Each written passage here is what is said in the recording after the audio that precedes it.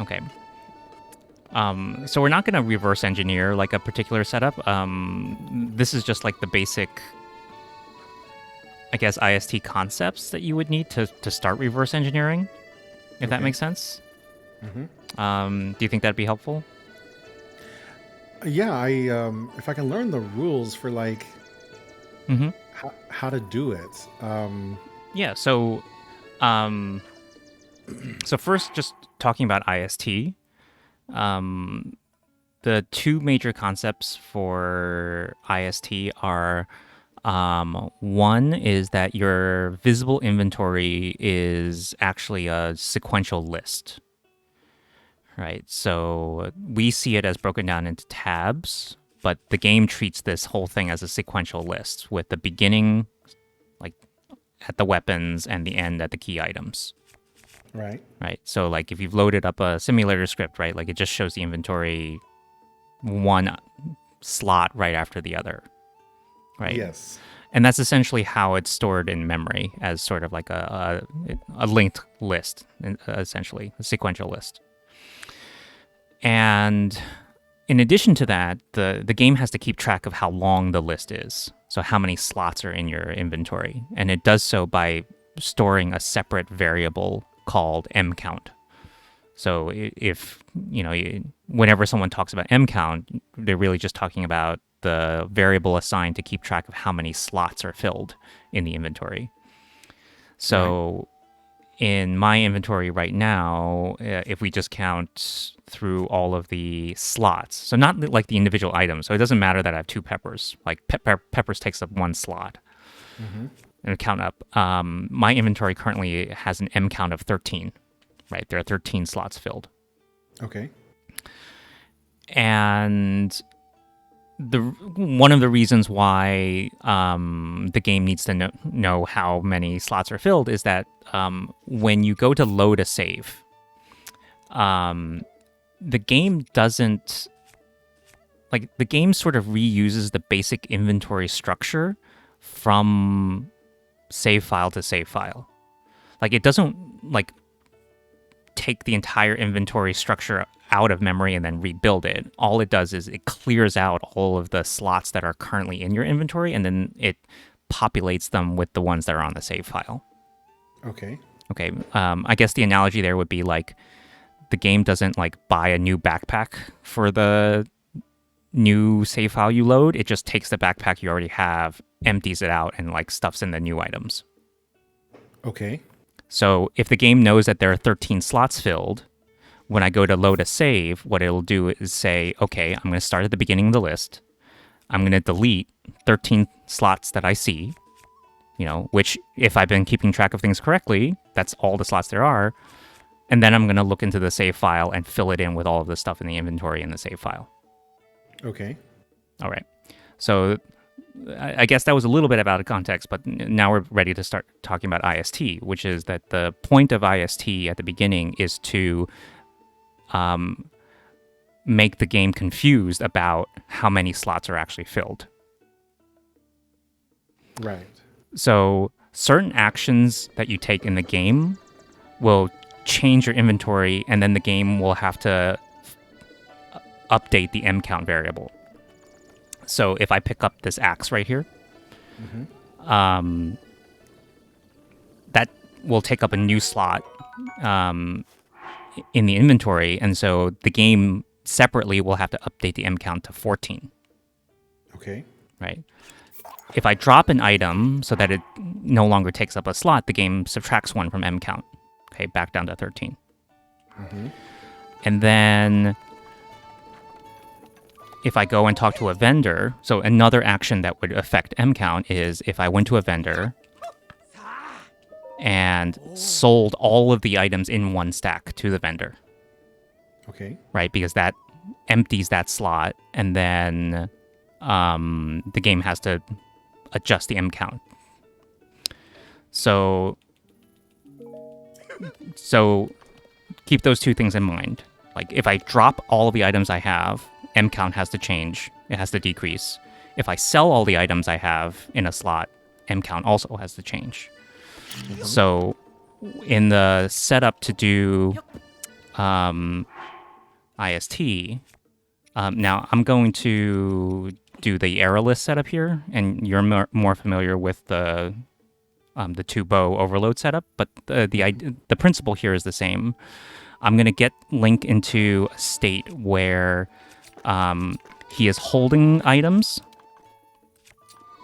right? So like here, they're actually visibly stuck to his hand, but like if you go into the menu, he's actually still holding the items. Right. He's holding the items, but he can interact with a shopkeeper, which is the same thing that bow overloading does, right? Link is holding items, but he can still interact with the shopkeeper. Right. So here, let's hope I don't fail this. Okay, so Link is still holding the items, but now I can sell off the shroom, the apple, and the pepper. So I've now sold off 3 items in 3 slots, and now their count in the visible inventory is 0. And so the game is going to subtract 3 from the mCount. Right. Does that make sense so far? It does. Right. But I don't know if I explained the Hyrule Herb there. I'm holding the Hyrule Herb as sort of a check on myself. There was only 1 Hyrule Herb in my inventory, and the fact that it says 0 right now demonstrates to me that I'm still holding the Hyrule Herb. And it's a way for me to verify that like I'm doing the glitch correctly. I'm not actually selling that slot. But now if I exit this menu, the game's remember Link is still holding items, right? Link isn't technically allowed to hold items in this state when he's talking to a vendor. Right. So when I exit this menu, the game's going to force him to drop all of them. Okay. Okay, and in the two-bow overload method, this is analogous to when you like add the 5th item and then drop them on the ground. Ah, okay. Yes. Right. So Link just dropped a whole bunch of items on the ground, and that to the game is seeing Link just dropped items on the ground and they are no longer in the visible inventory. That must mean mCount decreased again. Ah, so it decreased twice for those 3 items. So it's now decreased by a total of 6? Exactly. So these 3 items, Hylian, Shroom, Pepper, and Apple, left my inventory, but we forced the game to subtract mCount twice for each one. The game is double counting them because we took the action of selling off the items and dropping them at the same time. Right. Okay. So that means that if I go and count how much stuff is in my inventory right now, I have 1, 2, 3, 4, 5, 6, 7, 8, 9 slots that I can see. Right. Okay. But the game, because it double counted the dropping of the shroom, the pepper, and the apple, thinks there are only 6 here. Okay. Right. So, what that means is, like, look, let's go back to the reload, like the load command, right? And what the game does with the inventory when you load a save. It clears the inventory and then populates the inventory with what's in the save file. But if the game thinks there are only 6 slots filled in my inventory, the things it's going to delete are the 2 weapons, bow, arrow, shield, and this fairy. Right. It's going to forget about the fact that I have a ruby here and a slate and a glider here. So that's what we mean by sort of broken slots. There are slots that are in our inventory, but the game has sort of lost track of them. Okay. And to make it a little, well, so we'll see that happen, right? So I'm going to load my save file, which had my inventory when I first opened this demo.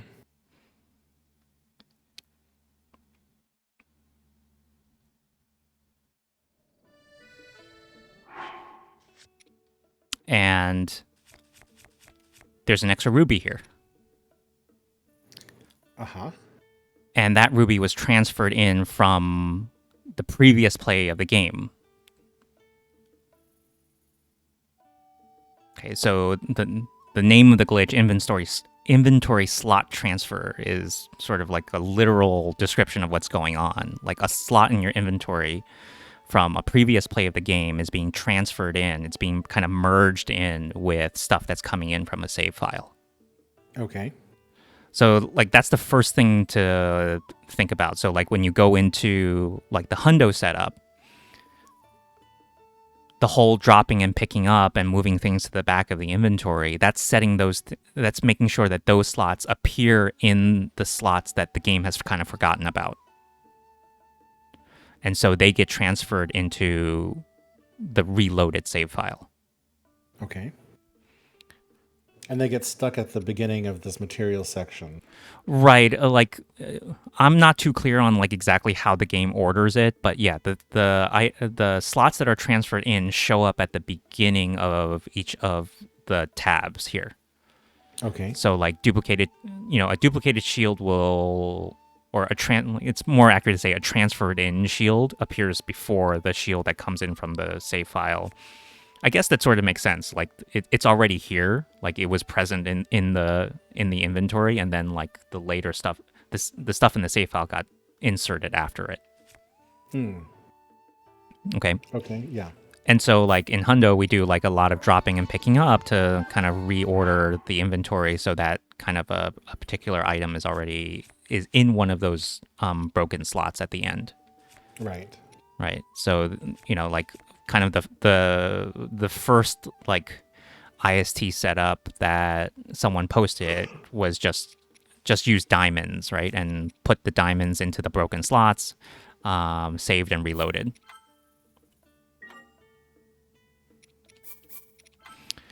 Kind of the important concept here is like the reason why the glitch keeps persisting through saves and reloads is because once we've knocked the game's count of the number of slots, once we've knocked that count off, the game is constantly off. It has no opportunity to actually correct itself because when it clears the current inventory and then adds in more items, like those 3 extra slots are always there. Does that make sense so far? Yes. Now the question might be like, why don't we have multiple Sheikah slates and paragliders at this point? Since those are like technically in the broken slots. Right. Turns out the devs actually wrote in code to prevent these from getting duplicated. Okay. And I'm guessing it was just like they were putting like a safety net for themselves, right? Like, a game is a huge system. There's a lot of code. They're not really sure. Maybe sometimes, like, accidentally a slate or a paraglider will get duped. Since these are, like, really important game items, they don't want the player to see, like, 2 Sheikah slates and 2 paragliders, right? So, like, there's specific code there preventing these 2 items from getting duped. But there's no code to prevent, like, a stack of rubies from getting duped. Okay.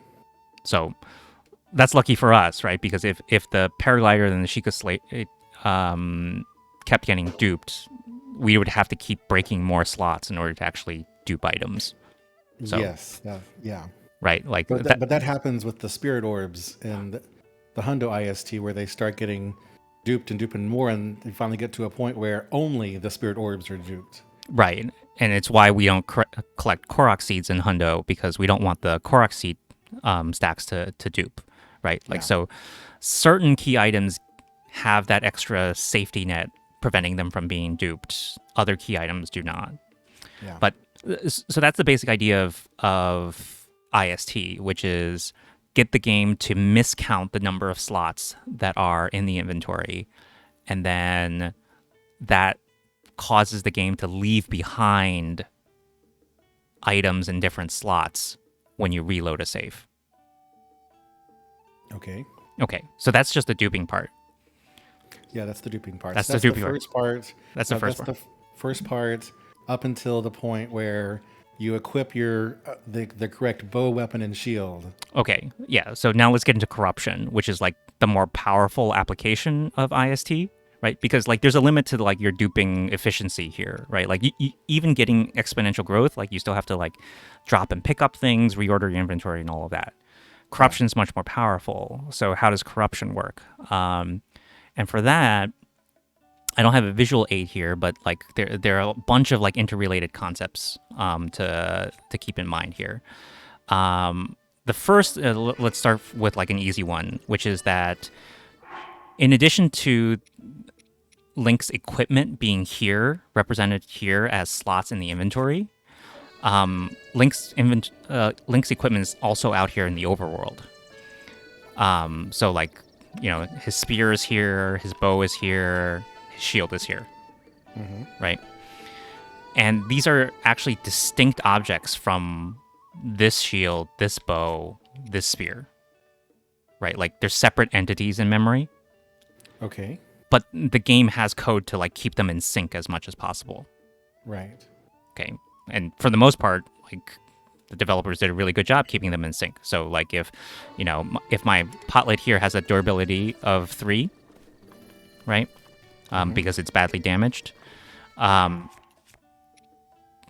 this icon is flashing red. Right, so that's a sign of the game keeping them in sync. So that's one thing, right? Separate representations of Link's equipment. Now, the game periodically updates what happens. Like if something if certain things happen in the overworld, the game has to update stuff in the inventory, right? So like, you know, if I jump attack with my shield, then the durability changes in the overworld. So the game then has to update that in the inventory so that like if I ever get this thing to be badly damaged, let's say, actually I don't know how much durability a Boko Spear has. Like I don't either. But okay, but pretend like it gets badly damaged, right? Like the game would want you to see that automatically when you enter the inventory, so it has to keep them in sync. Okay. Right. So the game is sending durability information from the overworld to the inventory, even when the inventory screen isn't open. Okay. Okay. Next concept. There is actually a hidden copy of Link's inventory in memory right now. So this is the inventory we see. There's a complete copy of this inventory in a space that I think in the code is called game data. Okay. Right. Why did the developers program a complete copy of Link's inventory? Like, wouldn't that be really inefficient? Well, for things like Eventide and Trial of the Sword, right? Yeah. The developers needed a mechanism to stash a copy of Link's inventory and then return it to him at the end. So the copy of Link's inventory in game data is meant to be in service to that. But I guess instead of just creating it when you enter Eventide or you enter Trial of the Sword, it's just always there. Okay. You know, you can question that decision or not, but, you know, there's always a copy of Link's inventory called game data there. When Link is not on Eventide and not in Trial of the Sword, the game keeps the inventory and game data in sync as much as possible. Right? So, like, obviously, it's meant to be a copy. So, like, there has to be additional steps that the code takes to keep them in sync. So actions that would sync inventory and game data are like if you access the quick menu, we know that inventory and game data get synced by the game because like you could make a change to your equipment which alters your inventory, and so the game will sync them. Pausing, just the act of pausing doesn't sync them. But interesting. Okay. But if you were to sort any tab, that would sync them. If you eat something, if you unequip something, that syncs them. And then even if you don't do anything in your inventory, when you unpause, the game syncs them. Okay. Okay. So the important concept here is copy of links inventory and game data, they're kept sync at specific moments when specific actions are taken. So if we don't take those actions, those two things will not be in sync. Or the game will not take a step to synchronize them. All right? Okay. All right. Final... Oh, I think I know where this is going. Okay. Okay. Yeah. You know where this is going? I think. So, well, one, we're going to knock them out of sync. Okay. The point of corruption is to knock inventory and game data out of sync. Mm-hmm. Right. Because we could use IST to transfer in a slot from one play of the game into the next. Right. The slot that's transferred is a slot that's in inventory. It's not in game data. So when you first load a save where something is being transferred, the inventory and game data are not synced. Yeah. It is only when you take an action that would sync them that they align. Right. Okay. Final piece of the puzzle. Okay. The durability of an item is stored internally as that value times 100. So if I have a pot lid with, well, final two pieces of the puzzle. The first one is durability is saved as a multiple of 100. So if I have a pot lid with a durability of 3, it's stored internally as the number 300. And that's because I think there's only one shield that takes partial durability hits in certain circumstances. Like in some circumstances, the Radiant Shield will take 60% of one durability hit. And so the developers need a way to represent fractional durability, and what they did was they chose to say one durability is actually equal to 100, the number 100. Okay. So normally when you bonk when I like slam attack, there we go, Bugwa Spear is badly damaged. That's 12, by the way. I looked 12, okay. So when I jump attack with the Bugwa Spear, the game's actually subtracting 100 from the internal representation of its durability. Okay. For all intents and purposes, it's just 12, but like it starts with a value of 1200. 1200. Right. Okay. I said final two pieces of the puzzle. The other piece is this. The durability of an item to the game is the same thing as the count of arrows or the count of a material in a stack, in a slot. So if we look internally at the code that constructs each of these items, they all have a property called life. Okay? Like the bow has a life, the shield has a life, the stack of mushrooms has a life. Okay. But the game interprets that property life in different ways depending on what material it is, depending on the context. If it's an equipment, life means its durability. If it's arrows or if it's a material, it's the number of arrows or materials that are in that slot. Okay. All right. So that means if we were able to get the game to send the durability of a shield to a stack of items, it would send that number times 100 to that stack of items. Right. Okay.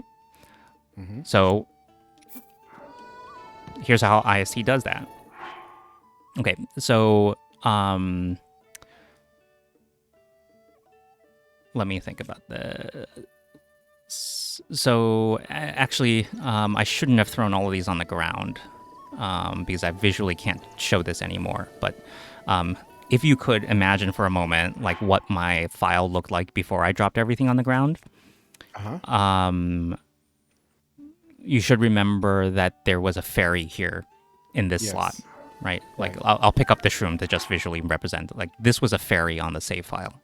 Right. That's one away from this pot lid. Okay. All right. if I drop this mushroom on the ground, now this pot lid is in one of the broken slots. It is, right? yeah. It's third from the right. Okay, there are 3 broken slots here. So this pot lid is going to get transferred in when I reload a save. Does that make sense? It does. That means the pot lid that's on the save file will be moved into this slot right here. Right. 1 over. Okay. Okay. Specifically, it'll be 1, 2, 3, 4, 5, 6 from the right. Okay. But on the save file, what item is 6 from the right? It would have been the fairy. Right? Okay. Because on the save file, there aren't 2 shields on the save file. Do you mean from the left? Have I been saying right? Yes. Okay, I mean left. Sorry if that was confusing. So on the save file, the pot lid is 5 from the right, 5 from the left. I did it again. Uh-huh. And the fairy is 6 from the left. 6 from the left, okay. But when I reload a save file here, right, in this setup where this pot lid is going to get transferred, the transferred pot lid is still 5 from the left, but the pot lid from the save file is 6 from the left.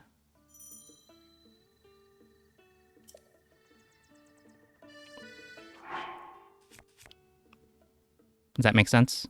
Uh-huh. Now the question you should be asking is this, so this is what's true in the visible inventory. Is that true in game data as well? It's not. It's not, right? The game data does not have this duplicated pot lid. The game data only has what was loaded in from the save file because transferred slots only exist in the inventory until the inventory and game data get synced. But right now, I haven't taken an action that syncs inventory and game data. Right. So now we're in a state where the inventory and the game data are off from each other. And this equipped pot lid in inventory is in the same slot as the fairy is in game data. Okay. Well, when I loaded the save, I started in the overworld. Okay. And trying to draw everything together, right? The game is also sending durability information from the overworld into inventory and game data to try to keep everything synced. Right. So it does that by picking out the slot. It says, oh, it looks in the inventory and says, well, your equip shield is in slot 6. So I'm going to send the number 300 to slot 6 in your inventory and to slot 6 into game data. Because that bit of code is assuming that inventory and game data are synced, but we've put them into a state where they're not. Right. So that's how a stack of materials gets corrupted with the durability of a particular piece of equipment. Okay. IST is used to transfer a duplicate piece of equipment that offsets the equipment on the save file by a certain amount. We design the setup so that it's offset by the exact right amount to reach the material that we want to corrupt. And when we load a save, the game sends durability information to a slot in inventory and a slot in game data that it thinks are the same, but are actually not. Okay. Now, the reason why we don't see 300 fairies here is because the thing that was corrupted is in game data. Okay, it's not in this inventory. Right. So how do we get, how do we access that stack? I can't unpause here. Because if I unpause, inventory and game data gets synced and the game prefers the inventory over game data. Right. So the game data will suddenly get my very plain inventory here.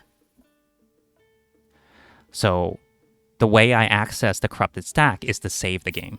Yeah, this is where you save and reload. Because saving the game, very conveniently looks at game data and not the inventory. Yeah. Game data is written to the save file, and inventory is kind of reloaded. It's a perfect storm of different design choices that developers made that allow this glitch to happen. It's almost unbelievable that this glitch actually works. Because now when I reload, remember inventory and game data were never synced. And this save file now has the information from game data, which is the corrupted stack of materials.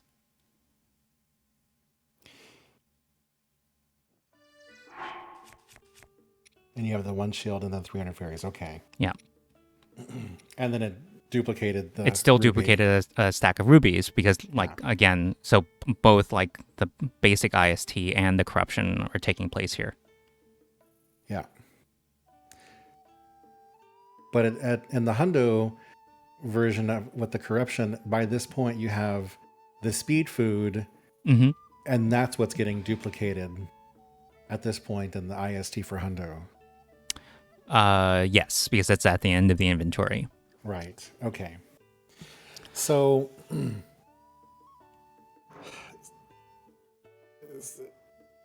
keep going. I'm sort of at the end here. I haven't really thought of how to proceed from here, but let me give you a sense of. Well, do you have any other questions about corruption or why these things happen and stuff like that? Okay, so in the hundo IST, you have to equip specifically weapon 2, bow 4, Right. and shield 1, but you only have 1 shield. You have to specifically equip those. And so the bow's durability, in my case, the royal bow overwrites the ancient arrows, so you get 6,000 of those. But at the same time, you get corruption on ancient cores. But the corruption that happens for hundo is where you're loading that plateau save and you're manipulating the slots in that save and then reloading. So that's when I said earlier, it's like, okay, I know where this is going. It's because you're affecting that save. And then you're saying well, you can't exit. Well, I guess in hundo, you come into the inventory, which you said does not sync the game data in the inventory. You then save that and then load the plateau save. Right. Do the manipulation of the slots where you drop a weapon or unequip a weapon or eat food. And then you don't save that, but you just load your save back in. Then once you load your save back in, you then save and load that again. And that's how the corruption takes place. Yeah. But Yeah. So let me address a couple of your points and maybe some of the implied questions there. Okay. So remember, the corruption happens because the game is sending information from the overworld into inventory and game data. Well, on the overworld, Link only has his equipped shield, his equipped weapon, and his equipped bow. Okay. Right? Oh, okay. Okay. So only the equipped items can corrupt something in the inventory. Yeah. Okay. Right? Because the unequipped items aren't in the inventory, and so the overworld is not actively updating them. Okay. So one thing to keep in mind if you're going to try to do your own IST or corruption setup is, at most, from equipment, you can corrupt 3 things at a time. Right? Okay. Because you only ever have 1 equipped weapon, 1 equipped bow, and 1 equipped shield. Okay. The reason for equipping a specific bow, or even unequipping on the file that you're reloading, is to set up the correct item to be equipped when you load back in. And that's supposed to be in the right slot that when offset, gets you to the material that you want to corrupt. Okay. So I'm just trying to draw from from something I know, which is the hundo one. So when you begin the corruption portion, Hmm. you equip those things so that they're the things that you have equipped in the overworld. Yes, and those are the things. So the equipped items are the things that you want to get offset, right? Pushed away from their original location to line Okay. up with the material that you want to corrupt. Now, let me address, like in Hundo, we use this plateau save, right? Like Yes. in all shrines, in all dungeons, there's no plateau save used. Right. Okay, so like why would Hundo use it versus when these categories don't? That was one of my big questions. Right. So first thing is to offset a shield, right? You have to transfer in something that would be placed to the left of the shield in the inventory. To the left of the shield in the inventory would be. Well, it could be another shield, right? Oh, okay, okay, I see. It could be another shield, right?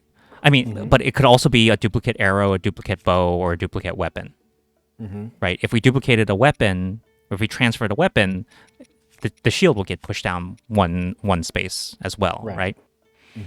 And so, like, if you want the basic, like if you just want to, like a basic setup is don't have any armor, push your shield down one space, have the material that you want to corrupt in the first space, right? Yeah. If you want the bow to corrupt something, then you need to transfer in something to the left of the bow. That could be other bows, or it could be weapons. Okay. Okay, and if you want the weapon to corrupt something, you have to transfer something into the left of weapons, and that can only be weapons. Now, so the further left you go, you want things that would go even to the left of them. But IST only transfer things that are on the right of the inventory. So, like, if my inventory looks like this, and I want to transfer an extra weapon, I would have to break 1, 2. There are 7 here, 9, 10, 11, 12, Well, 13 slots 13. to reach the first weapon that I could transfer. Okay. And that, in addition, would also transfer the bow, the arrow, and the shield, and like all of these materials, which heavily complicates the offsets that I want. Yeah. The use of the plateau save is to sort of, what's the word? It's almost like we're laundering some broken slots, right? The reason to save on plateau is because that's a point in the game where you haven't picked up a shield, you haven't picked up a bow, and you haven't picked up any arrows. Yeah. Right? On the plateau save in Hundo, we only have weapons. So we transfer from our main gameplay save in Hateno onto the plateau. Yeah. And we make sure that the things we transfer are just food. Right? Yes, it's just food. Right. Only food gets transferred from Hateno into the plateau. So what's the purpose of the cooked food? That one cooked food. Okay. Well, so the reason why this is like a more advanced idea, but so it's fine. Like we're past like the basic portion, but in the beginning of the game, a lot of these tabs are undiscovered.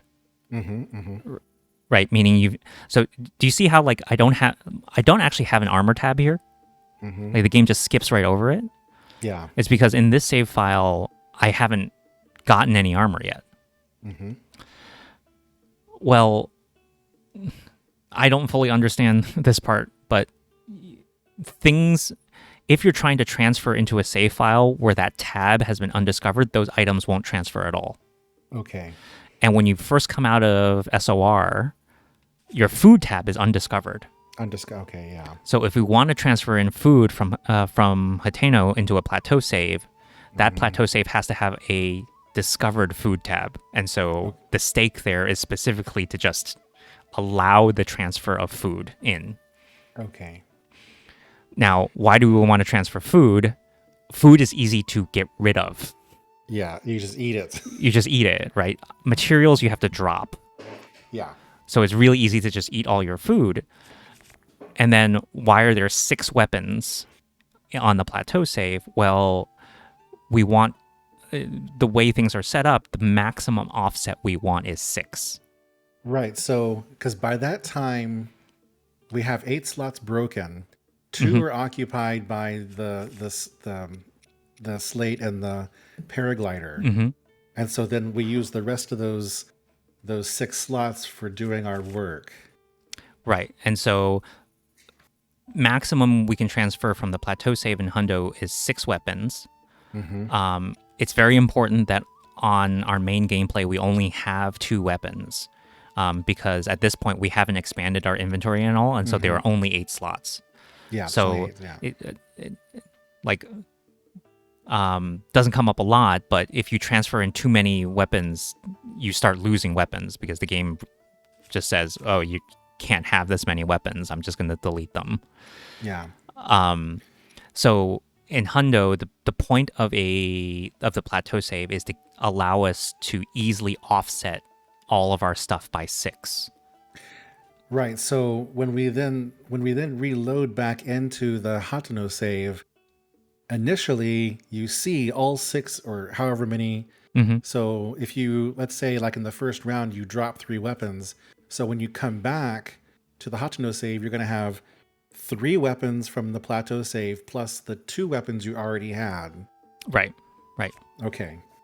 So all of the entire point of the plateau save is to give us clean offsets, right? Like if we want to move our equipment down 3 slots without complicating things, like, and arrows really mess things up, right? Because like arrows get duplicated, like unless the arrows have already been corrupted, they can't really corrupt anything themselves. So like arrows very much get in the way of IST setups, because, and also like they all get duped individually, like it's a huge mess. So for a situation like hundo that has a large inventory that it wants to keep, right? Like, so in all dungeons and all shrines, they don't care about the scrap that they use. Yeah. So it's fine that it goes away. But in hundo, we want to keep all of those things. And in hundo, we want to do the corruption step multiple times. So both of those are factors in using a plateau save rather than just trying to do IST or corruption like in place with one save file. Okay. So, all right, let me think about this. So we have 8 slots broken, 6 to play with. Oh, you're talking about hundo now? Yes. Okay. Do you have any questions about this setup? Because I think this is a good place to sort of wrap things up for at least like the recorded portion of this. Oh yeah, no. I think I have it here for this part. This setup is very easy to follow, and why you ended up with a 300 fairies. That part is very easy to follow. Yeah. So I mean, it's late now, but I think if you want to follow up tomorrow on anything, I can go over sort of like, because I recently put together setups, one for best dog ending, and 2, like I've been doing some AMQ routing, and so like I put together the setup for the AMQ routing, so I can talk through my thought process for creating those. Okay. And that might give you an insight of like how to modify ones or create your own. So you didn't cover it here because it's a simple one, but like, it would be nice to know like how to corrupt a food item, because that gets used a lot for all shrines and I guess all shrines, just all dungeons also do it, I think. Yeah, I mean we can. Yeah, actually, you know what? Let's just do it right now. Okay. Let's corrupt. Let's corrupt spicy sautéed peppers. Okay. So it's the same idea as corrupting a material, because a lot of food can stack. Okay. So what I'm going to do is I still have the 3 broken slots, right? So what I'm going to do is I'm going to sell all of these because dropping them on the ground would take forever. Okay. And then... Okay. So, let's see. Drop a whole bunch of stuff on the ground. Okay, and so what I'm doing is I'm going to set up a save file where my pot lid is 1 to the left of the food. 1 to the left of food, okay. Right, because I have 3 broken slots. The maximum I can offset the pot lid is by 1. Okay. So I want the thing that it's going to corrupt to be 1 to the right of it. Okay. Right? Does that make sense? Oh, yeah. Uh-huh. Okay. If you have more broken slots, it can be like there could be more stuff in between. Mm-hmm. Okay. Right. So like when you're coming up with setups, it's sort of a like there's no system. Like I haven't come up with a systematic way of doing it. It's sort of like you're trying to figure out like number of broken slots versus how many things you want to corrupt versus where they are in the inventory, what you want to keep, and all of that. There are like a lot of little factors. But if I'm just doing a basic corruption here, I know with 3 broken slots I can offset the pot lid by 1. And so I want the spicy sauteed peppers to be 1 to the right of the pot lid. Okay. Okay. All right. So then I'm going to write that to a save file. Okay. So now my hard save has pot lid and spicy sauteed peppers next to each other. They're adjacent. Okay. Now I want to transfer a pot lid over. So on this, in this current play of the game, I'm going to get rid of this. Okay. Right? Because I want the pot lid to enter one of the broken slots. Right. I then want to unequip this pot lid because the pot lid on the save file is equipped. Okay. And I want that pot lid to write its durability onto the food. Okay. All right? So that should just be it. Right? So we'll load the save file. Does it matter that you unpaused before reloading? Or did you do that on purpose? It shouldn't matter. Okay. All right. So pot lid offset by 1. Okay. We're not going to see the corruption here because we're currently looking at inventory. So without modifying my inventory at all, I'm going to save, which writes game data. Game data has the corrupted stack. And now let me think. So I'm going to have I don't think I need to eat this stack here. So this spicy sauteed peppers is going to be transferred over when I reload. I don't think that messes up the game in any way. Okay. I think what I'm going to have is okay, my prediction is I'm going to have a slot where it has a single spicy sauteed pepper, and I'm going to have a slot with 300 spicy sauteed peppers. Okay. That's my prediction. All right.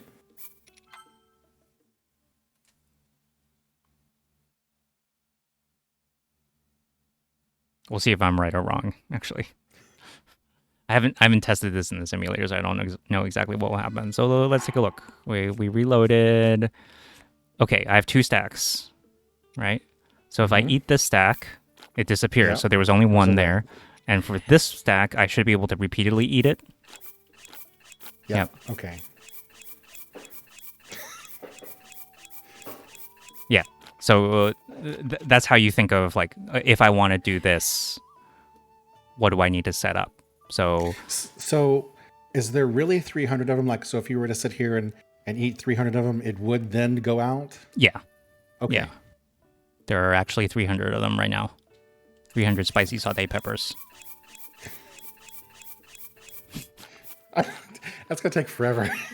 Right. But well, one interesting thing about this is the stack sells as one thing. Okay. Like, and also Beetle doesn't pay me for the entire thing. He only pays me for 1. Oh, but it's gone. But it's gone.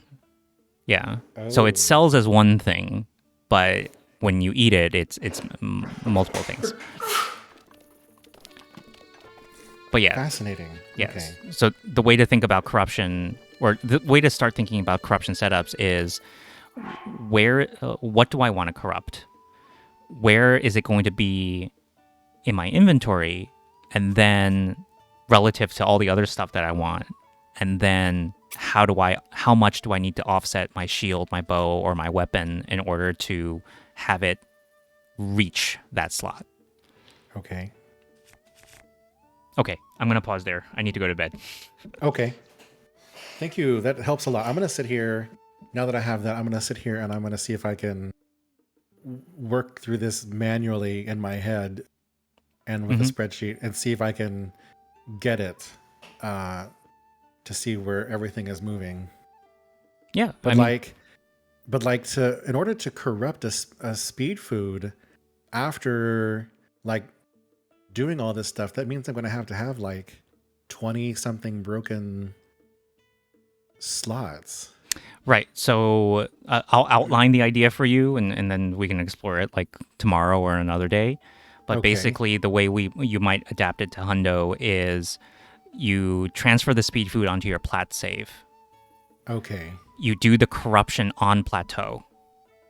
Okay. So you're going to load into Plateau, but then reload Plateau in a specific way after setting up your offset correctly. So you're going to use like the Boko spear or a tree branch on Plateau to corrupt the speed food. And then when you reload back into Hateno, that stack of corrupted speed food will carry over into Hateno. Alrighty.